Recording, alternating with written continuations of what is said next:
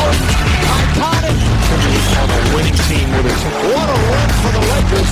For the Lakers, outstanding athletic ability. That's the world. Fouls on offense. And they get to the cup. 8 straight points taken up there. Now this is a good crossover. Pau Gasol using the basket as a shield. And go back as the starter. Storming back to the second. The Lakers keeping their date with destiny against the upstarts from Orlando. And when your team boasts of superstars such as Kobe Bryant, Derek Fisher, Pau Gasol, victory is a matter of right. Mama, there goes. In the first 2 games, the Lakers played like champs. Finished emphatically.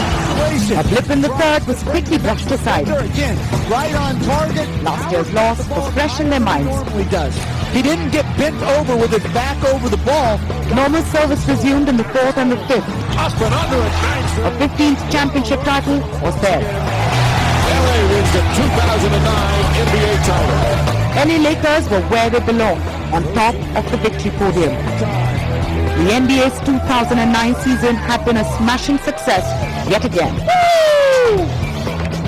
Hello and welcome to this special on CNN-IBN where amazing happens. We're at the hallowed Staples Center, a venue that has seen many a contest between LA Lakers and their storied rivals.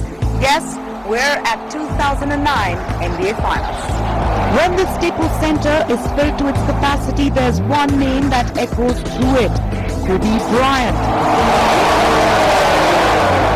Kobe Bryant from downtown, and the lead back to 16. Kobe isn't just the most valuable player for Lakers, he is the most significant and adored player of this generation. 4 championships rest on his mantelpiece already. Kobe is a modern great who has evolved into one of the best all-round players in the history of the game. The best defenders in the world have tried and failed to stop the rampaging Kobe. When Kobe Bryant wants to score, he simply does. He's a role model and a global icon. He is one of the superstars of modern sport. This has been a dream come true so far. I still feel like I'm dreaming, and hopefully I won't wake up to the end of the series. Okay, what does playing in the NBA mean for you, and the fact that you're actually a global icon? It's not just fans here, but all across the world who cheer you on when you're playing. Well, it's funny because as a kid growing up, I started playing basketball when I was 2 years old. So you just play because you love the game. And then as you get older, you see all the other fortunate things that come along with it, from being known globally, and then being able to impact people in a positive way all over the world. It's pretty cool. Okay, when you were growing up, who were your icons, players you looked up to, players you thought you would want? My favorite player was my father. My father played basketball, so he was the one that I looked up to. And then, watching Magic Johnson and Michael Jordan and Larry Bird and all those guys and trying to idolize them was pretty fun. When we talk of India, what's the first thing that comes to your mind? I'm not sure. Right now, I'd probably say cricket. And I've never played before. I'm still trying to learn the rules. But that's a sport that I'm pretty interested in.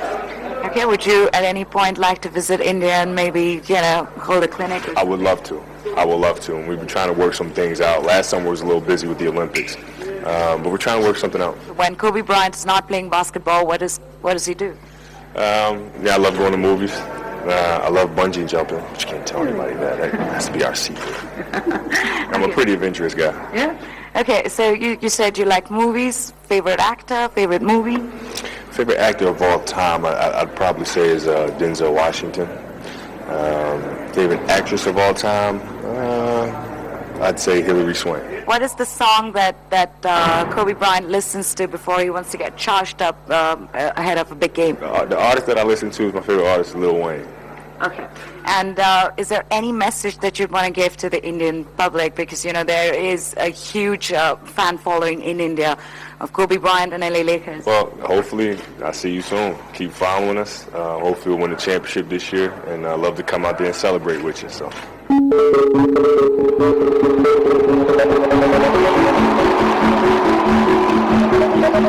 Kobe follows a generation of greats who've made the game of basketball what it is today. From Wilt Chamberlain to Bill Russell to Magic Johnson and Michael Jordan. Some extraordinary talent and some riveting rivalries between teams and individuals is part of the folklore.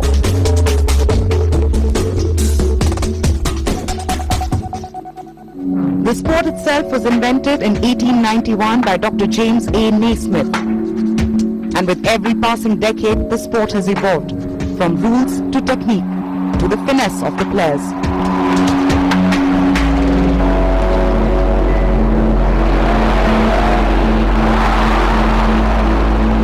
There was a time when the zone defense was banned, and now we have some zone principles that the rules permit. The players are superior in size and talent, and the coaching is at an extremely high level. Each generation has taken the game to another level, but the most breathless evolution came with players defying gravity to make the impossible seem possible. It was Michael Jordan who made the world believe that a human being could fly. Millions around the world watched him in awe as he dominated basketball world in the 80s and the 90s. Every kid who picked up a basketball wanted to be Jordan. He flew a lot, and he had an amazing hang time. He could jump out of the gym. It was pretty amazing to watch. He was a great athlete, great player, obviously, great winner. Yeah, he could fly. He could really fly. Michael Jordan's impact has been clearly etched into the NBA archives. Jordan isn't around anymore, but the NBA today is bigger than ever.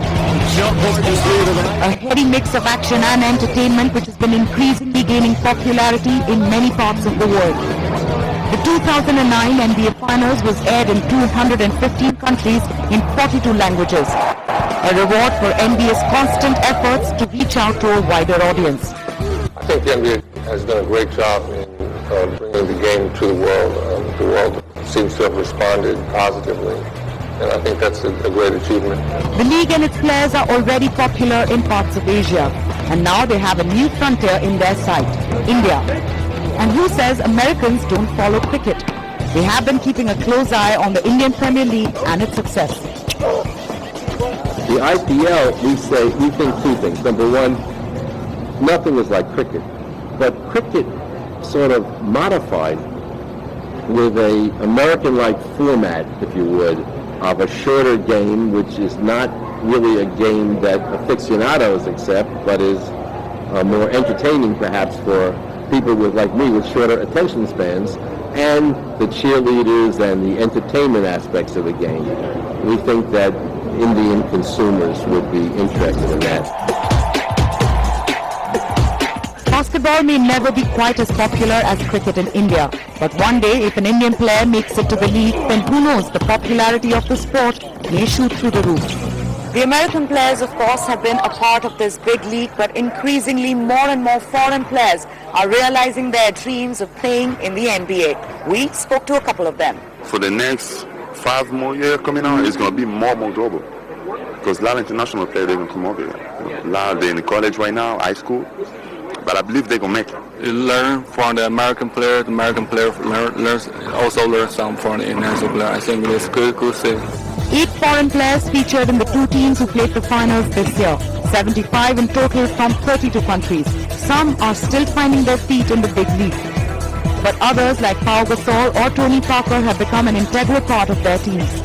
Well, basketball has been my life. I started playing when I was 7 years old back in Spain, and it's been my passion. It's what I love to do, and then becoming or getting to the NBA, that was my dream. You know, I was only the second Spaniard to make it to the NBA. So clearly, this may be an American league played in America, but there is no denying that the NBA is a truly global phenomenon. While I hone my skills in dribbling, you go take a break on this NBA special and come right back because there is much more on this show.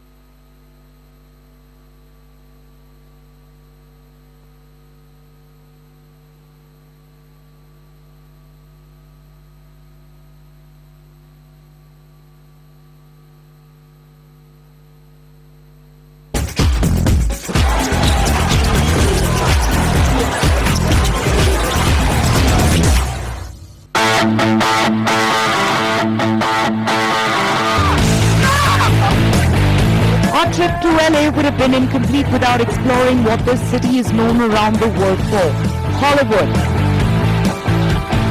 The Hollywood Boulevard.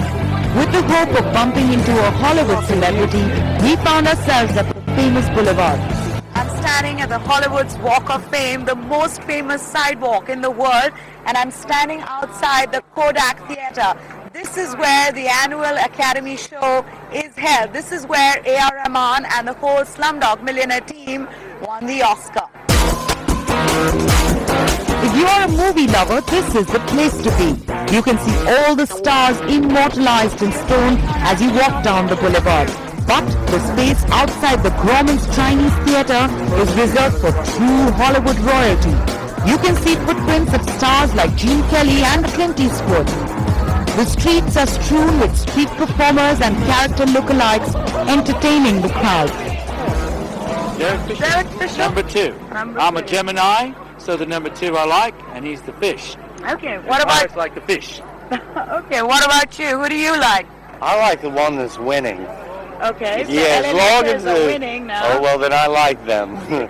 So the Pirates love their NBA stars, but what about the superheroes? You've seen the rivalry between Superman and Lex Luger, but how about Superman and Batman? I'm not a Lakers fan.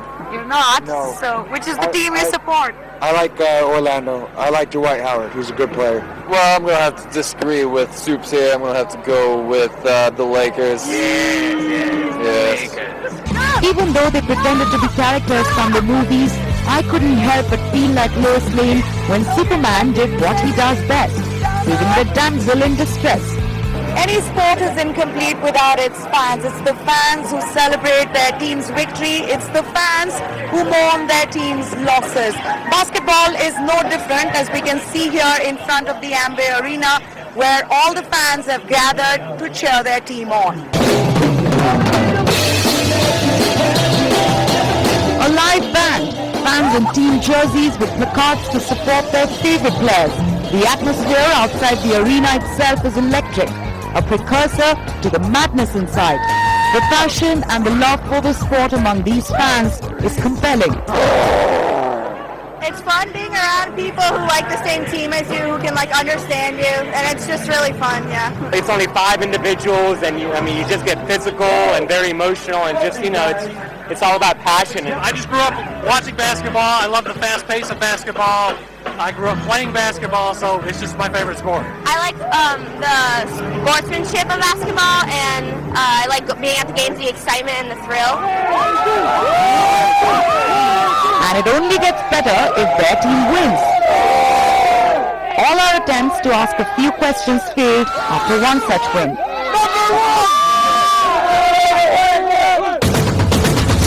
The Lakers can be called a dynasty after ruling the game for many years. And it is no surprise that even stars like Jack Nicholson, Denzel Washington, and teenage heartthrob Zac Efron are loyal supporters of the team. My favorite team is the Lakers, of course. Favorite player. I love Kobe. If you've seen Kobe doing work, I just watched it. It was amazing. Love about basketball, it's just fast-paced, energetic, and these guys are passionate. With its wide fan base, just like the English Premier League, the NBA has made merchandising into a fine art. The arenas have shops that sell everything you can think of: team jerseys, mugs, and many other collectible items.